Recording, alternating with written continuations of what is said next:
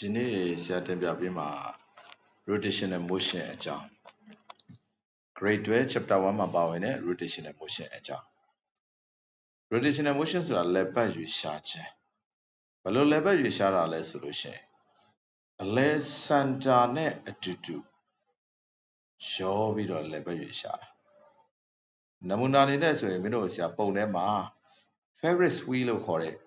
ရဟတ်လည်ပတ်ပုံပြထားတယ်အဲ့မှာရဟတ်စီးနေတဲ့လူတွေရှိမယ်ရဟတ်ကြီးတစ်ခုလုံးဒီအလဲစင်တာနဲ့အတူတူတွဲပြီးတော့မှုတ်နေအောင်လဲကြတာဒီထက်ပိုပြီးမျက်လုံးနဲ့မြင်အောင်ပြောမယ်ကွာပန်ကာလဲတာမင်းတို့အိမ်ဒီမှာပန်ကာမျက်နှာချက်မှာရှိတဲ့ပန်ကာတွေကိုလဲပြီးပန်ကာတွေလဲတဲ့အချိန်မှာအဲ့ပန်ကာရဲ့အလဲဝင်ရိုးနဲ့ပန်ကာဒလက်နဲ့ဒီအတူတူကတွဲပြီးတော့လဲနေကြတယ်အဲ့လိုတူကတွဲပြီးတော့လဲနေတဲ့အချိန်မှာအဲ့အလဲစင်တာနဲ့အတူတူရောပြီးအတူတူကလဲပတ်မှုကိုဆရာတို့ဘာလို့ခေါ်လဲဆိုလို့ရှိရင် rotational motion လို့ခေါ်တယ်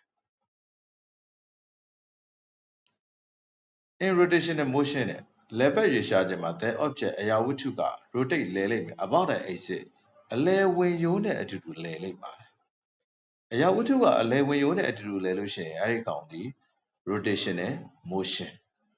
အောက်မှာဆရာ example လေးဖော်ပြထားတယ် for example တဲ့ဥပမာအဖြစ်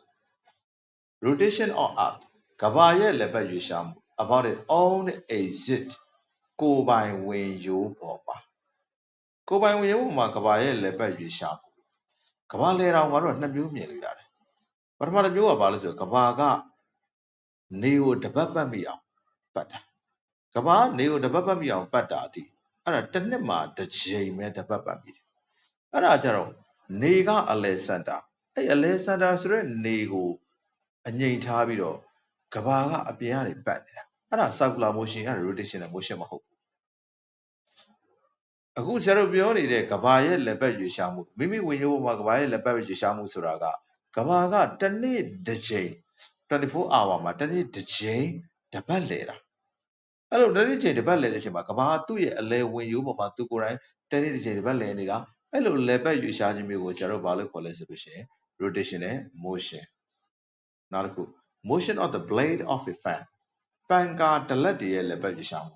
ပန်ကာဒလက်တွေဒီပန်ကာရဲ့အလဲဝင်ရိုးမှာတတ်ထားတယ်အဲ့ဒီအလဲဝင်ရိုးနဲ့အတူတူရောပြီးလဲတယ်အဲ့ဒီအလဲဝင်ရိုးပေါ်မှာသူတို့လဲနေတာအဲ့လိုပန်ကာဒလက်တွေရဲ့ရွေ့ရှားမှုကလည်း rotational motion နောက်တစ်ခါဘာလဲဆိုရင် motion of a Ferris wheel ရဟတ်ဘီးတွေရဲ့လက်ပတ်ရွေ့ရှားမှုဒီရဟတ်ဘီးတွေရဲ့လက်ပတ်ရွေ့ရှားမှုကလည်းခုနပြောပြီးသားရဟတ်တွေလဲတယ်ရဟတ်တွေဒီသူတို့တက်ဆင်ထားတဲ့အလဲဝင်ရိုးပေါ်မှာပဲသူတို့လဲနေတာအခြားအရာဝတ္ထုတစ်ခုကိုစက်ဝိုင်းမုံလမ်းကြောင်းနဲ့ပတ်နေတာမဟုတ်ဘူးအခြားအရာဝတ္ထုတစ်ခုကိုစက်ဝိုင်းမုံလမ်းကြောင်းနဲ့ပတ်နေရင်တော့ circular motion အခုကအလဲဝင်ရိုးနဲ့အတူတူရောပြီးလဲနေတာဒီ rotational motion အဲ့တော့ rotational motion နဲ့ပတ်သက်ပြီးတော့နားလည်မယ်လို့ထင်ပါတယ်တကယ်လို့ဆရာရဲ့တင်ပြချက်ရှင်းပြချက်လေးတွေကိုသဘောပေါက်တဲ့နားလည်တဲ့နှစ်ချိုက်မယ်ဆိုလို့ရှိရင် like and subscribe လေးလုပ်ပေးပါကျေးဇူးတင်ပါတယ်အားလုံး